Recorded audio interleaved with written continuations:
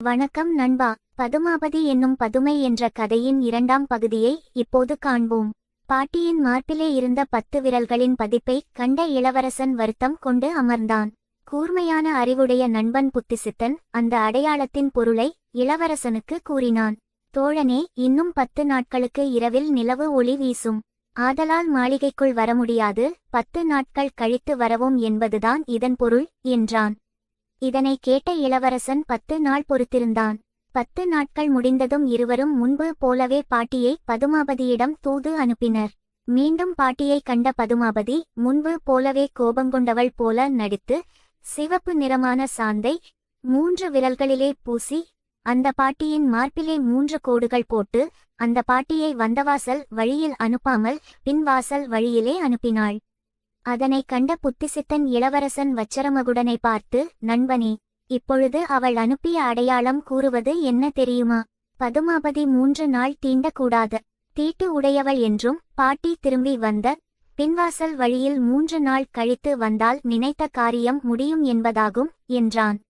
அவ்வாறே இளவரசன் 3 நாள் கழித்து பின்வாசல் வழியில் சென்று பதுமாபதியை கண்டான். இருவரும் காதல் பிரிவின்றி அங்கேயே பல நாட்கள் இன்பத்தில் மூழ்கியிருந்தனர். ஒரு நாள் காலையில் இளவரசனுக்கு தன் நண்பன் புத்திசித்தனுடைய நினைவு வரவே சிறிது மனங்கலங்கினான். அதனை கண்ட பதுமாபதி, இளவரசி, ஏன் முகவாட்டமாயப் இருக்கிறீர்கள் என்று கேட்டாள். அதற்கு அவன் தன் தோழனான புத்திசித்தனை பற்றி புகழ்ந்து கூறிவிட்டு தற்போது பிரிந்து இருப்பதை எண்ணி வருந்தினான். பதுமாபதியோ பயந்தாள். புத்திசித்தன் இளவரசனை அழைத்து கொண்டு போய்விடுவானோ என்று சந்தேகப்பட்டு இளவரசனிடம், இளவரசே, இத்தனை நாள் வரையும் ஏன் என்னிடம் தெரிவிக்காமல் இருந்தீர்கள்? இதோ இப்பொழுது நான் கொடுக்கும் சிற்றுண்டியை கொண்டு போய் உங்கள் நண்பரிடம் கொடுத்துவிட்டு இந்த நெல்லிக்கனியை அவர் உண்ண கொடுங்கள்.